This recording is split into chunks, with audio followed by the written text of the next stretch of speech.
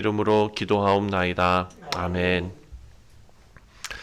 자, 오늘 본문 말씀 예수님께서 반복해서 말씀하시는 내용이 있습니다. 바로 나는 가겠다. 21절 말씀이죠. 나는 가는데 내가 가는 곳에 너희가 오지 못한다 라고 말씀하십니다. 자, 이 말씀은 사실 시간의 경고입니다. 시간. 나는 떠날 것인데 그리고 그때가 오면 너희는 나를 찾겠지만 이미 늦을 것이다. 이런 말씀입니다. 긴장이 있지요. 자, 21절 말씀을 보면 다시 이르시되 내가 가리니 너희가 나를 찾다가 너희 죄 가운데에서 죽겠고 라고 말합니다. 너희 죄 가운데서 죽겠고, 또 반복해서 24절에도 그렇게 나옵니다. 내가 너희에게 말하기를 너희가 너희 죄 가운데에서 죽으리라 하였노라. 자, 너희 죄 가운데서 죽으리라 하였노라. 그리고 이어지는 말씀에 너희가 만일 내가 그인 줄 믿지 아니하면 너희 죄 가운데에서 죽으리라. 반복됩니다. 그냥 예수님께서 이런 그 유대 사람들에게 위협하시는 그런 말씀이 아니라 이것은 지금 인간의 현재 상태를 예수님께서 진단하시는 내용이죠. 그러니까 우리 개혁주의 신앙에서는 전적인 타락을 말합니다. 그러니까 우리 인간이 부분적으로만 조금 병든 상태가 아니라 하나님 없이도 어느 정도는 선택할 수 있는 존재가 아니라 본성적으로 하나님과 단절되어 있는 존재다. 죄 가운데 있다라는 말씀은 그 말씀입니다. 죄를 가끔씩 짓는다는 뜻이 아니라 죄의 영역 안에 머물러 있다라는 뜻이죠. 그래서 요한복음에서는 이 죄의 본질을 어떤 특정한 행위, 어떤 일을 해서라기보다도 죄의 본질은 하나님의 아들을 믿지 않는 상태라는 것이죠. 그러니까 빛이 왔는데 요한복음에서는 계속 예수님께서 빛으로 오셨다라고 증언하고 있는데 그 빛을 받아들이지 않는 것입니다. 그것이 죄의 중심입니다. 그래서 예수님께서는 믿지 아니하면 죄 가운데에서 죽는다라고 말씀하십니다. 믿지 아니하면 죄 가운데에서도 죽는다. 이것은 사실 두 가지 측면이 있습니다. 첫 번째는 선택의 문제이고요. 그리고 두 번째는 동시에 은혜의 문제입니다. 왜냐하면 죄 가운데 있는 인간은 스스로 그 자리에서 나올 수 없기 때문입니다. 지난 주일에 우리가 함께 생각했던 우리 학생들이 이런 그 요한복음 말씀을 쭉 묵상하면서 아니 그렇다면 이게 불공평한 일 아닌가 이런 생각을 하게 되는 거죠. 왜냐하면 은혜의 문제, 우리가 전적 타락으로 인해서 도저히 우리 스스로는 결정해서 선택해서 주님께 나올 수 없는 상태인데 그럼에도 불구하고 요한복음의 말씀을 보면 계속 선택의 문제인 것처럼 이야기하기 때문입니다.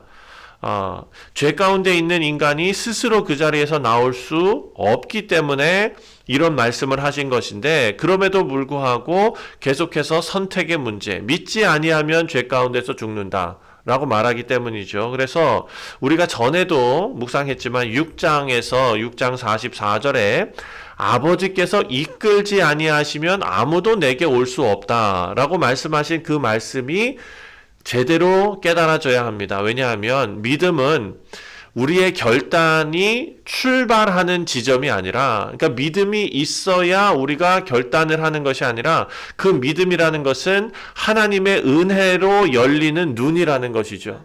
하나님의 은혜로 우리의 눈이 열리는 것입니다. 그렇지만 동시에 이것이 은혜의 영역이고 동시에 책임의 영역이 있습니다. 믿지 않는 책임이 그렇다면 하나님께 있는가? 우리 학생들이 그 질문을 한 거예요. 되게 깊지요. 그러면 내가 혹은 어떤 사람이 믿지 않는 것에 있어서 그 책임이 나에게 있느냐 아니면 하나님께 있느냐? 왜 하나님께서 나를 선택하지 않으셨기 때문에 하나님께서 나를 버리셨기 때문에 이런 식으로 몰려가는 것입니다. 잘못된 일이죠. 믿지 않는 책임은 전적으로 인간에게 있습니다.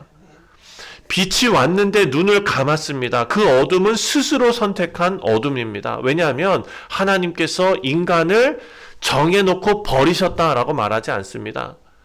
우리가 은혜로 구원받는다라는 것을 상당히 당연스럽게 여기는 것입니다. 왜냐하면 그런 생각이 있는 그 학생들은 이런 거예요. 내가 은혜로 구원받은 것은 너무나 당연한 일인 거예요.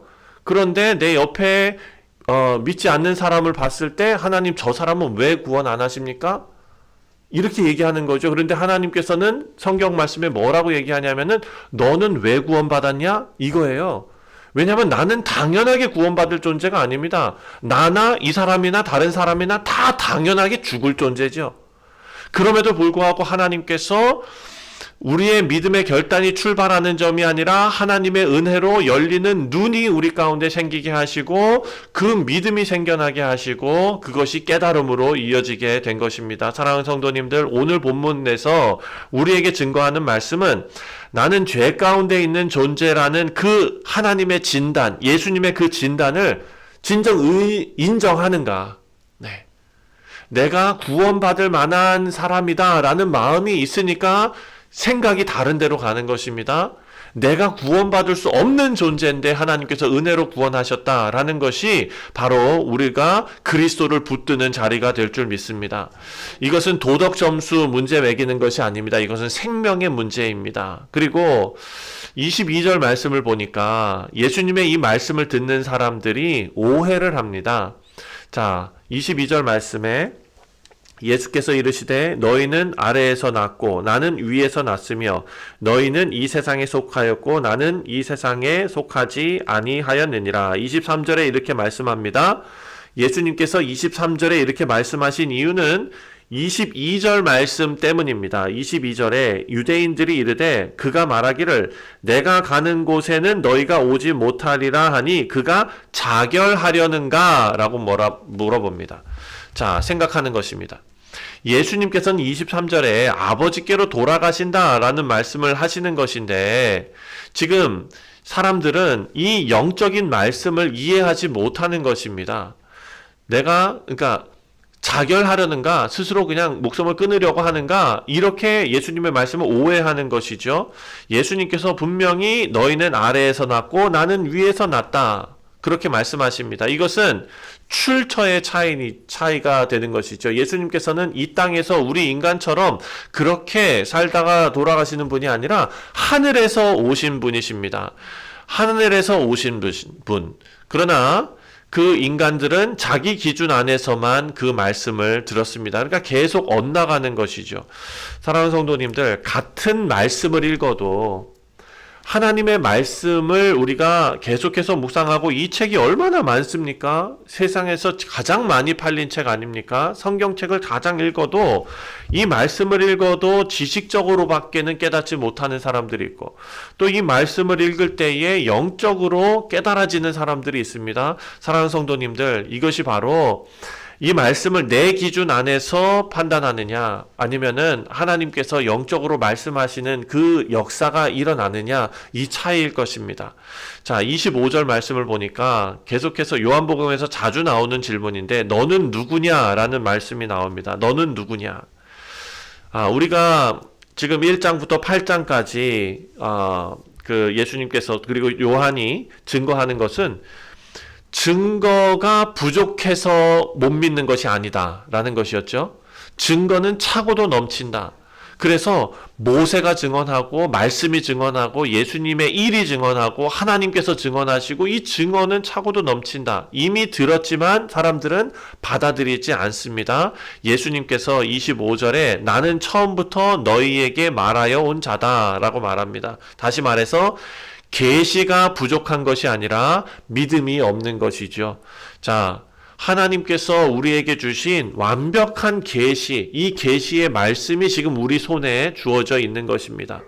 또한 그 말씀이 육신이 되어 이 땅에 오셨습니다. 바로 예수 그리스도께서 완전한 하나님의 계시이시죠. 자, 계시가 부족해서가 아니라 믿음이 없기 때문이었다. 그리고 28절과 29절 말씀을 보니까 28절에 이에 예수께서 이르시되 너희가 인자를 든 후에 내가 그인 줄을 알고 또 내가 스스로 아무것도 하지 아니하고 오직 아버지께서 가르치신 대로 이것을 말하는 줄도 알리라. 자, 예수님께서 나중에 가서는 모두 알게 된다라고 말씀하세요. 나중에 언제입니까? 인자를 든 후에, 너희가 인자를 든 후에. 자, 너희가 인자를 들었다. 이게 언제입니까? 십자가죠. 십자가. 자, 지금 이 사람들이 예수님을 제거한다라고 생각했던 바로 그 순간 십자가에서 예수님의 정체성이 가장 분명하게 드러나게 되었습니다. 왜냐하면 그곳에서 예수님께서는 스스로 아무것도 하지 않으셨고 29절 말씀을 보니까 오직 아버지께서 가르치신 대로 말하셨고 또 끝까지 아버지를 기쁘게 하셨기 때문입니다. 그래서 예수님께서 십자가에 달려 죽으시는 그곳이 예수님의 정체성이 가장 분명하게 드러난 순간이다라는 것이죠. 그래서 십자가는 패배가 아니라 완전한 순종의 자리였다라는 것을 우리가 알 수 있습니다. 자, 이 일이 다 있은 후에 30절 말씀을 보니까 하나님께서 어떤 일을 행하셨는가? 30절에 이 말씀을 하심에 많은 사람이 믿더라. 아멘. 많은 사람이 믿더라. 많은 사람이 이 말씀을 들어도 깨달음이 없었습니다. 하지만 동시에 많은 사람이 이 말씀을 듣고 믿었다. 엄중한 경고의 말씀입니다. 하지만 그 가운데에서도 믿음이 일어납니다. 이들을 예수님께서 품으시고 위로하시고 그냥 어떻게 해서든지 그냥 믿게 하시고 뭐 그냥 격려하시고 이 말씀 아니잖아요. 지금 이 말씀은 엄중한 경고의 말씀 아닙니까? 시간의 경고 말씀 아닙니까? 나는 떠나고 나중에 돼서 너희는 깨닫게 되고 너희는 나 있는 곳에 못 오게 된다. 얼마나 엄중한 경고의 말씀입니다. 말씀이 무겁습니다. 하지만 그 와중에도 생명이 드러난다라는 것이죠. 자, 빛은 상처를 드러냅니다. 하지만 동시에 치유가 시작됨을 우리가 믿습니다. 사랑하는 성도님들, 우리가 매일매일 묵상하는 이 말씀이 우리에게 찔림이 되고 잠언의 말씀처럼 우리의 삶을 비추는, 우리의 삶의 무너진 부분, 부족한 부분, 죄된 부분을 드러내고 그 상처가 드러나게 되지만 사랑하는 성도님들, 그 순간이 바로 치유의 시작임을 우리 모두가 믿습니다. 이번 한 주 또 오늘 하루 살아가시면서 하나님께서 우리를 말씀으로 다듬어 가시고 생명을 주시고 치유해 가시는 그 놀라운 은혜를 다 경험하는 우리 모두 되시기를 주님의 이름으로 축원드립니다. 하나님 아버지, 우리의 상태를 우리가 가볍게 여기지 않게 하시고 우리 모두가 죄 가운데 있는 존재라는 것을 인정케 하시고 스스로 구원할 수 없음을 다시 한번 깨닫게 하셔서 아버지 십자가에 들리신 우리 주 예수 그리스도를 붙들고 예수님 안에서 생명을 얻음에 감사와 찬송을 올려드리며 우리의 목적인 하나님을 영화롭게 하고 하나님을 기뻐하는 삶을 살게 하여 주옵소서. 오늘 하루도 온전히 주님 손에 올려드리며 주 예수 그리스도의 이름으로 간절히 기도하옵나이다. 아멘. 하늘에 계신 우리 아버지여, 이름이 거룩히 여김을